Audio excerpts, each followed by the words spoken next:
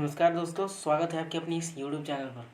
दोस्तों, आज के इस सेशन में 10th क्लास के केमिस्ट्री के चैप्टर 4 कार्बन और इसके यौगिक के यही ऑब्जेक्टिव क्वेश्चन के बारे में जानना है। यह एग्जाम की दृष्टि से बहुत ही महत्वपूर्ण है। कार्बन का जो परमाणु संख्या होता है वो 5 होता है ना। और यौगिक का मतलब होता है कि कार्बन से बने हुए कंपाउंड, जैसे CH4 है ना, कार्बन और हाइड्रोजन से बने कंपाउंड। ये मीथेन का फॉर्मूला होता है, सूत्र होता है ना। तो इसके यौगिक के बारे में पढ़ना है, तो मतलब कार्बन से रिलेटेड जितने भी यौगिक का निर्माण होता है ना, जैसे ethanol, methanol, carboxylic acid, formic acid, इस सब के बारे में जानना है। चलते अपने सेशन पर। आज के पहला क्वेश्चन है कि निम्न में से कौन कार्बन के अपरूप है। अपरूप का मतलब समझ रहे होंगे, एलोट्रॉप जिसको इंग्लिश में बोला जाता है। तो कार्बन का अपरूप लोहा तो है ही नहीं, सोडियम भी नहीं है, और ना ही हीरा है। मैग्नीशियम नहीं है, हीरा है ना। कार्बन का प्रूफ होते हैं ग्रेफाइट, है ना, ग्रेफाइट होता है और एक हीरा होता है। तो ऑप्शन में हीरा केवल दिया है, इसलिए ऑप्शन के अकॉर्डिंग ऑप्शन सी करेक्ट हो जाएगा। नेक्स्ट क्वेश्चन है गंधक का जो फॉर्मूला होता है S8 होता है। S8 गंधक के अणु जुड़कर किस तरह के वक्र का निर्माण करते हैं। तो गंधक के जो अणु होते हैं ना, वह एक तरह के डंबेल नहीं, ताज का निर्माण करते हैं। जो आपने ज़रूर व्हाट्सएप पर जो मैसेज किया होगा या फिर कहीं मैसेज किया होता है, उसमें एक तरह का ताज होता है। सेम उसी प्रकार से उसका जो स्ट्रक्चर होता है, जिससे बनाकर दिखा देते हैं आपको, कुछ इस तरह से होता है उसका स्ट्रक्चर, है ना। इस तरह से देखिए, एक यहाँ एस रहता है सल्फर, दूसरा यहाँ पर रहता है, तीसरा यहाँ, चौथा, पांचवा, छठा, ये 7 यहाँ रहता है और यहाँ 8 रहता है। इस तरह से सल्फर का स्ट्रक्चर होता है। तो यह एक तरह से देखने में ताज जैसा लग रहा है ना। तो ऑप्शन के अकॉर्डिंग ऑप्शन में बी ए दिया है। सल्फर के जो अणु होते हैं जुड़कर एक तरह से ताज का निर्माण करते हैं। नेक्स्ट क्वेश्चन है अल्कोहल का क्रियाशील मूलक क्या होता है। अल्कोहल का जो क्रियाशील मूलक होता है OH होता है, माइनस का OH होता है। ये माइनस जो देख रहे हैं किसी दूसरे कंपाउंड से कनेक्ट करने के लिए होता है इसमें, है ना। वही अल्कोहल का जो क्रियाशील मूलक होता है OH होता है। सो ऑप्शन बी सही हो जाएगा, ऑप्शन बी। अगला क्वेश्चन है फॉर्मिक अम्ल का सूत्र होता है। फॉर्मिक अम्ल का मतलब जो चींटी के डंक में जो पाया जाता है, लाल चींटी के डंक में, क्योंकि जब भी चींटी हम लोग काटते हैं तो हम लोग को थोड़ा काड़ा दर्द महसूस होने लगता है, वही फॉर्मिक एसिड है। तो इसका जो फार्मूला होता है, क्या होता है इसके बारे में जानना। HCCOC नहीं होता है ना, COOH होता है। ये वाला HCOOH होता है, ये फॉर्मिक एसिड का फार्मूला होता है। ऑप्शन बी सही हो जाएगा। अगला क्वेश्चन है एल्केन का सामान्य सूत्र क्या होता है। तो एल्केन का सामान्य सूत्र होता है, ऑप्शन में दिया CnH2n+-2 CnH2n और CnH2n+2, यही होगा ऑप्शन CN, है ना। CnH2n+2 होता है एल्केन का सूत्र, है ना। सो ऑप्शन क्या होगा, ऑप्शन बी सी सही हो जाएगा, ऑप्शन सी। नेक्स्ट क्वेश्चन है कि कीटोन का क्रियाशील मूलक क्या होता है। कीटोन तो CO जो है ना, ये वाला माइनस का CO, यही कीटोन का फार्मूला होता है। और ये माइनस में ये दिया है, ये अक्सर में माइनस नहीं है ना, यह एक दूसरे कंपाउंड से ज्वाइंट होने के लिए एकल बंधन है ना। और ऑप्शन बी में दो दिए है CHO, यह एल्डिहाइड का क्रियाशील मूलक होता है। और CO जो है यह कीटोन का क्रियाशील मूलक होता है। और ये जो COOH दिए है, COOH, यह होता है कार्बोक्सिलिक या कार्बोक्सिलिक अम्ल का क्रियाशील मूलक होता है। अगला क्वेश्चन है मेथेनॉल का अणु सूत्र होता है। मेथेनॉल जिसको पीने से मेथेनॉल एक लिक्विड फॉर्म वाला जो जिसको हम लोग दारू बोलते हैं। जब कोई व्यक्ति इसको पी लेता है तो उसकी जो नर्वस सिस्टम होती है, नर्वस सिस्टम उसकी डैमेज हो जाती है कुछ घंटों के लिए, जिससे वह व्यक्ति अपना संतुलन खो देता है और इधर उधर पड़े रहता है, ढिमलाते रहता है। तो उसका जो फार्मूला होता है, अणु सूत्र होता है H5OH होता है, C2H5OH। ऑप्शन सी में दिया है, ऑप्शन सी सही हो जाएगा। नेक्स्ट क्वेश्चन है, जीवन शक्ति के सिद्धांत का प्रतिपादन किसने दिया? यह एक सिद्धांत है जिसको आपको केमिस्ट्री में ही पढ़ना है ना। तो न्यूटन ने दिया था कि अलेक्जेंड्रो वोल्टा ने दिया था, या वर्जिलियस ने दिया था, या फिर वोर ने दिया था?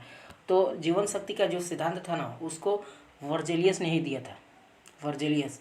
सो ऑप्शन सी सही होगा। अगला क्वेश्चन है 9 नंबर की एथिलीन का IUPAC नाम क्या होता है? एथिलीन एक कार्बनिक यौगिक है। मैंने बताया था ना कि कार्बन से मिलकर बने हुए कंपाउंड को कार्बनिक कंपाउंड बोलेंगे, है ना।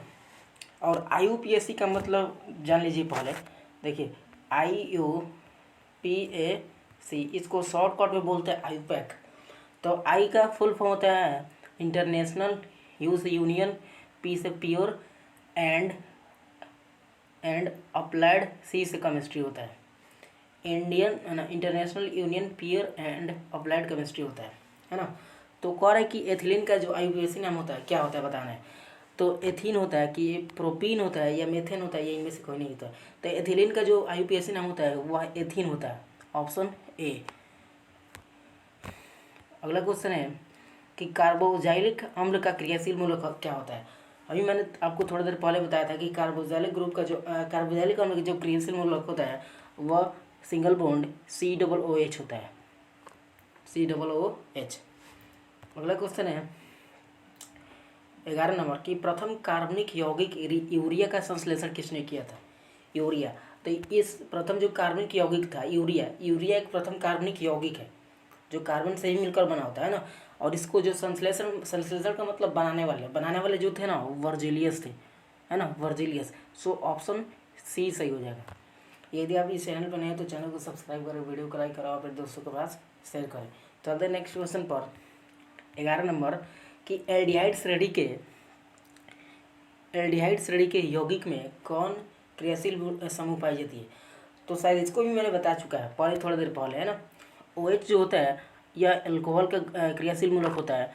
COOH जो होता है सिंगल बॉन्ड COOH या कार्बोक्सिलिक ग्रुप का होता है ना। और C सिंगल बॉन्ड होता है CHO, यही होता है हमारा क्या मतलब, कहने का मतलब कि CHO ये जो होता है यही एल्डिहाइड का क्रियाशील मूलक होता है। और ये NH2 अमोनिया का है, NH2, है ना। तो ऑप्शन हो जाएगा आपका, ऑप्शन सी सही हो जाएगा। एल्डिहाइड का क्रियाशील मूलक होता है CHO। 13 नंबर क्वेश्चन है कि हीरे के कार्बन परमाणु को बांध रखने वाले कौन से बंध होते हैं? तो हीरे में जो कार्बन मौजूद है उसके परमाणु जो आपस में बंधे रहते हैं वह किस बंधन के कारण बंधे रहते हैं उसके बारे में बताना है। क्या वह आयनिक बंधन के द्वारा जुड़े होते हैं, या फिर सहसंयोजक बंधन के द्वारा जुड़े होते हैं, या द्विध्रुवीय बंधन के द्वारा जुड़े होते हैं, या फिर वांडर वाल्स के बल द्वारा जुड़े रहते हैं? तो वह सहसंयोजक बंधन द्वारा जुड़े रहते हैं, क्योंकि कार्बन के हीरे में जो कार्बन होते हैं वह एक ही नहीं होता है, उसमें कार्बन की संख्या होती है कुछ, है ना। तो वह आपस में सहसंयोजक बंधन द्वारा जुड़े होते हैं, ऑप्शन बी सही हो जाएगा। 14 नंबर क्वेश्चन है कि निम्नलिखित में कौन सी गैस वेल्डिंग में प्रयुक्त की जाती है? वेल्डिंग, जो बड़े बड़े जो लोहे होते हैं उनको वेल्डिंग करने के लिए कौन सी गैस प्रयुक्त की जाती है उसके बारे में बताएं। जैसे आप सुनते होंगे कि गैस वेल्डिंग से किसी धातु को जोड़ा या चिपकाया जाता होगा। तो कौन सी गैस होती है उसके बारे में बताना है। तो वो जो गैस होती है ना एसीटिलीन होती है, ये वाले एसीटिलीन, ऑप्शन ए सही होगा। अगला क्वेश्चन है फॉर्मिक अम्ल का IUPAC नाम क्या होता है? फॉर्मिक अम्ल मैंने बता दिया है कि किस में पाया जाता है, यदि आपको मालूम है तो आप कमेंट बॉक्स में ज़रूर लिखिएगा। तो फॉर्मिक अम्ल का IUPAC नाम बताना। IUPAC का मतलब मैंने समझा दिया है ना। तो फॉर्मिक अम्ल का जो IUPAC नाम होता है ना वो मेथिनोइक ये होता है, मेथिनोइक एसिड, मेथिनोइक अम्ल होता है, ऑप्शन सी सही होगा। 16 नंबर क्वेश्चन है कि वे कार्बनिक यौगिक जिनके अणु सूत्र समान लेकिन भौतिक और रासायनिक गुण भिन्न होते हैं, अलग होते हैं, वो कहलाते हैं। फिर से एक बार कि वे कार्बनिक यौगिक जिनके अणु सूत्र समान लेकिन भौतिक और रासायनिक गुण भिन्न होते हैं कहलाते हैं। क्या कार्बनिक पदार्थ कहलाते हैं, कि समवयवता कहलाते हैं, या यौगिक कहलाते हैं, या धातु कण कहलाते हैं? तो कार्बनिक पदार्थ का मतलब कार्बन से मिलकर बने हुए पदार्थ।